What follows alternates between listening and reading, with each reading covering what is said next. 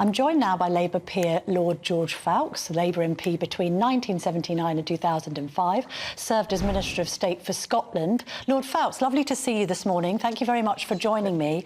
Now, I know you're opposed to the government's... Lovely to see you. Lovely to see you. I know you're opposed to the government's Rwanda plan, but the big question on everyone's lips is what should Keir Starmer propose as an alternative to stop the boats? Well, I think you've already heard in the news that Liz Kendall has repeated what has been suggested by Yvette Cooper, that we have an elite task force working with other countries. Of course, this is the third bill that we've had from, or two acts and now a bill from the Conservatives, each one supposedly going to solve the problem. And neither has solved the problem previously, and this one isn't either. I mean, It is a ridiculous bill. It's opposed. Robert Jenrick, who was the immigration minister, supposedly pushing this through, has resigned. Sir Bill Cash and his group of lawyers has said it isn't going to work.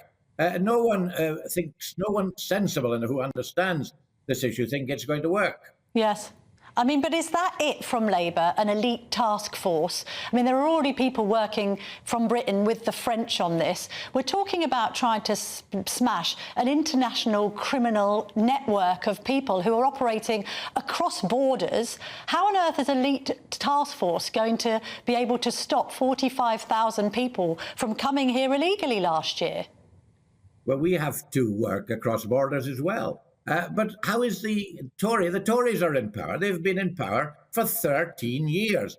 And the illegal, as well as the legal immigration, has gone up and up and up, in spite of them saying, we now have control of our borders. We're no longer members of the European Union. We can do what we want. And yet they haven't been able to curb either legal or illegal immigration. And this crazy bill is the worst of all. I mean, they're trying to legislate in a United Kingdom bill that Rwanda is safe. Yes. And that just can't be done. It is crazy, absolutely crazy.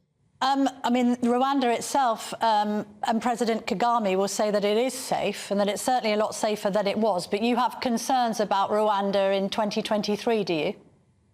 Yes, and the Supreme Court had concerns about it. And that's why they expressed their concerns about the previous legislation. Yeah. And the government is now scrabbling to legislate and say, I mean, how can we legislate to say that any other country is safe? Yes. The other thing that we should be doing, Camilla, is that if we want to stop the economic migrants coming to the United Kingdom, we want to build up the countries that they're leaving. And yet we've cut down our overseas development spending from 0.7% to 0.5%. And most of that is being spent looking after people here in the United Kingdom that come from those countries. Having said that, Lord Foulkes, have you got many Labour voters, particularly in red wall areas, clamouring for the foreign aid bill to be increased at a time of a cost of living crisis? Nobody's asking for that, are they? Well, they'd rather, I think, money being spent in the countries than in the United Kingdom, in hotels, £8 million a day to put up people who have come here. It would be cheaper to keep them in their own countries, creating new employment that will keep them there and will put things that we might purchase from them. That's sensible. That's what we should be doing. Isn't it fair, though, for people listening and watching this to think to themselves, well, hang on a minute, Labour haven't really got a leg to stand on when it comes to talking about immigration, legal or illegal, because under Tony Blair particularly, the numbers of people coming into the country rose exponentially. Labour's never had a problem with immigration. It's actively encouraged it. In fact, some people might look back to the new Labour administration and say that that's when the problem started in the first place. We've now got, I believe, 9 million more people here than when Tony Blair rose to power. Labour must take responsibility for that, surely. No, Camilla, I understand that's your agenda and the GB agenda, GB News agenda. But the Tories have been in power for 13 years. They said now when we leave the European Union, we have control of our own borders. And nothing has happened. It's got worse and worse and worse. So don't go back to when Tony Blair was in power. Let's talk about the last 13 years, and particularly about the last few years, when the Tories have promised again and again and again that they're the party to deal with it. And if you look at the public opinion polls, you'll find that Labour is ahead on every issue, including immigration.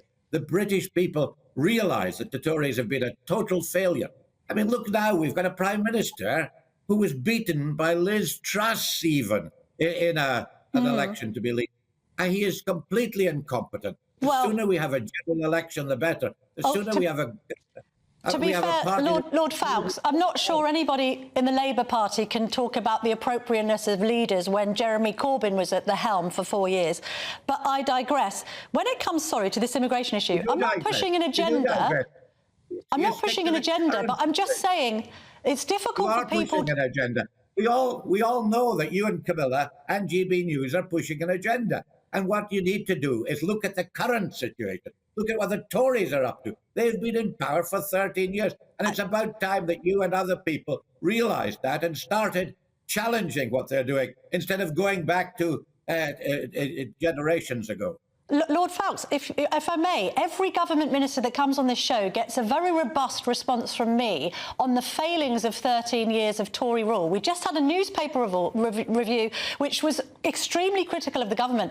My point really on immigration is, can Labour really be trusted when it says it wants to bring the numbers down, both legal and illegal, when under the last Labour administration, the numbers went up exponentially? That's not an agenda-setting question. It's just an honest question based on fact. Well, it didn't go up exponentially. Your mathematics isn't all that good, Camilla. The position was that people who, in areas where we needed support, I mean, I was treated in hospital recently, and most of the people who helped me are people who looked after me, are people who came in from overseas. Our health service would be in real trouble if it hadn't been for doctors, for nurses, and for other people coming in. A whole range of our services, our care homes would be in difficulties without these people. I totally agree with you. I totally agree with you. Well, you didn't. I'm merely saying that immigration went up under Labour. I mean, no, I'm not a mathematician. I'm a journalist, Lord Foulkes, so that makes me functionally enumerate, I can assure you. But at the same time, immigration went up under Labour. That's a fact. But I'm saying that the surgeon who treated me, the nurse who looked after me, they were people who came in from other countries. Thank goodness they were there to look after me. And now we need to train more nurses, more doctors. Okay. But we've relied on many of these people coming in for years. And we still have to take account of that.